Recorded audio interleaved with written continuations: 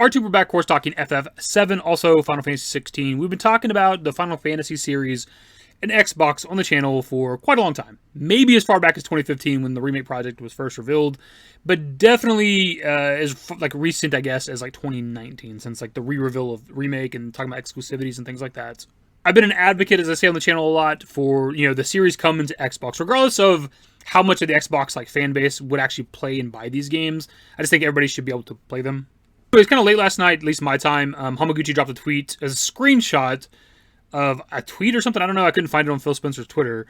Of like Xbox people and Square Enix like meeting together to talk about the future, because we talked about this a lot on the channel. That, you know, Square Enix and Xbox want to like have a relationship going forward.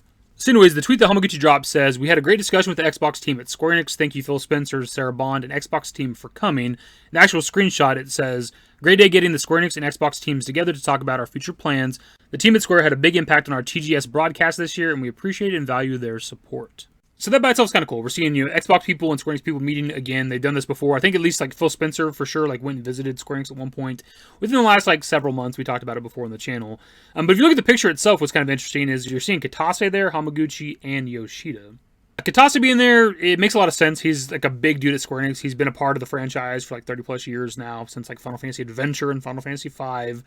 He's a part of, I don't know if he's a part of like every fucking Final Fantasy, but he's been a part of a lot of them. So him being there makes a lot of sense. If they're doing some sort of like, you know, collaborative effort between like Xbox and Square Enix, it makes sense Kitase would be there. Yoshida being there makes a lot of sense too, because he's kind of like a big dude at Square Enix these days, but obviously very recently we had Final Fantasy XIV come to Xbox, so he already has like a working relationship, so it makes sense that he'd be there for this discussion, but also the inevitable release of 16 to Xbox, which we'll talk about more in a minute.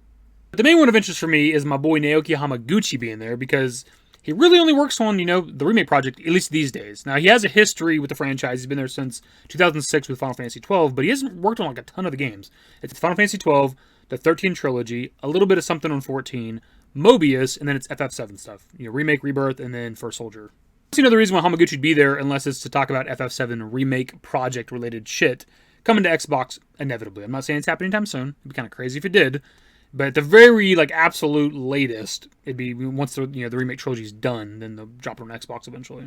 Now, it's possible Hamaguchi's there just to, like, discuss this shit, because he's obviously a more prominent person these days. He was a co-director of Remake, the director of Rebirth, right, and gonna be the director of the third game, so he's a pretty relevant person these days. Maybe he's just there to have those conversations, but I imagine if he's there to talk with Xbox, it's about FF7 shit coming to Xbox inevitably.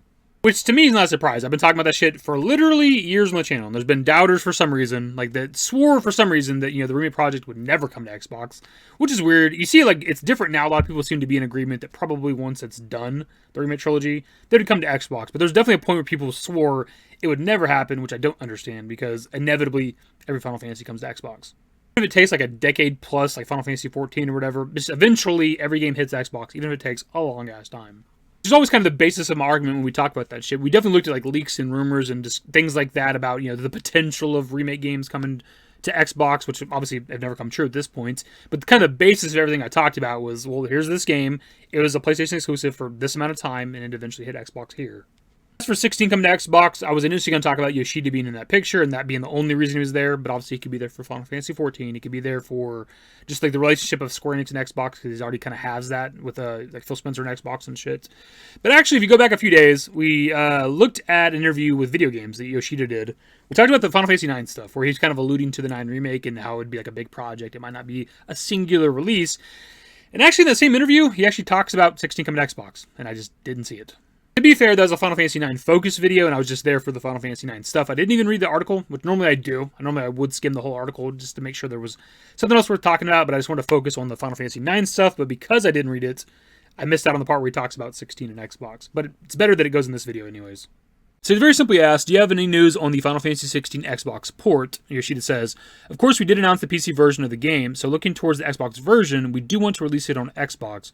But when it comes to the specifics such as when the game would be available and such, we're not in a position to be able to share anything. But of course, I want to say that it's not as if there's zero hope, and we very much do want to achieve that, so players should not give up in terms of their hopes. So kind of a very Yoshida answer. It's a little more complicated than it needs to be, his wording and stuff like that. But yeah, the plans are they want to release on Xbox. It's a matter of when, not if. Which to me, of course, is not a surprise. I've been saying that forever. There were doubters of 16 coming to Xbox eventually, significantly less than there were with like the remake project.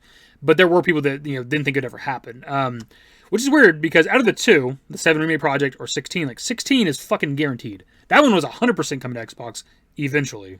You could attempt to make an argument for the 7 Remake project, and so far it hasn't come to Xbox, of course, but I think it will eventually. But 16, like, come on.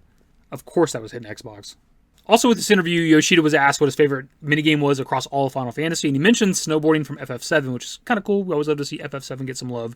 They say, what's been your favorite minigame from across Final Fantasy? That'd be the snowboarding in Final Fantasy VII. The reason why is because I go snowboarding myself in real life. Actually, back in the time the original Final Fantasy VII was being developed, snowboarding had a huge boom in Japan. I think that probably played a part in the development of that minigame. But even putting aside, the current projects that we're talking about in this video, like the Remake Project 16 coming to Xbox eventually, you also have like the future of Square Enix, which is exciting coming to Xbox. Maybe day one, no more exclusives. That's exciting for obviously the people that are on Xbox. Stuff like the 9 Remake, which I think we all kind of assumed that was going to be like not exclusive anyways. It depends, I guess, to the scale. If it was something like, the 7 Remake project where they put a lot of money into it, maybe they want to do some exclusive shit. But for the most part, I think a lot of us believed that it was a lower scale remake and that it was going to be on every platform. To me, it makes more sense anyways. Like if the goal is to make money, obviously they get a big chunk of money if they're doing like an exclusive game, but does it actually equate to what they could get in sales if their game was like on Xbox and PC and like a Nintendo Switch day one, right? Probably not. It'd have to be like a fuck ton of money. I don't know what they get paid for that. I wish that's something we could learn. I wonder if that's something we'll ever know, if we've ever known that kind of information. Like what is like Sony or PlayStation, whatever, pay Square Enix for like the Remake Project exclusivity rights or whatever? Like how does that work in 16 and shit? Also in the future, besides the 9 Remake, you have stuff like Dragon Quest 12 coming out, Kingdom Hearts 4, the Tactics Remaster. These are all games that I wouldn't really expect to be exclusive anyways. Maybe like the next Nier game, like all these games and all these like IPs and shit, just dropping day one on Xbox, I think is a positive. Even if there's not like a huge market for like JRPGs and shit on Xbox, it's still a good thing. I just want everybody to be able to play games. That's all I care about. I don't give a shit about exclusivity. I'm not on any fucking particular side of the conversation. I'm not in the console war shit. I game exclusively on my PlayStation, but I still want my Xbox bros to be able to play the same games that I'm playing, man. I don't want people to have to buy a console to play a fucking game. It's stupid. I hate it. I wasted hundreds of dollars. I guess not waste, because I've enjoyed my consoles. I've enjoyed my PS4. I've enjoyed my PS5, but the fact that I had to buy them still pisses me off.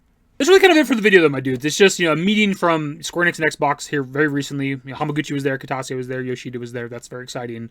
And then we're here to cover in the future. When there's more updates on like Square Enix and Xbox, we'll be talking about it. Because I've been fighting for the X-Bros forever on the channel. I've been wanting people to play these games. The Final Fantasy VII Remake and 16 and these other games.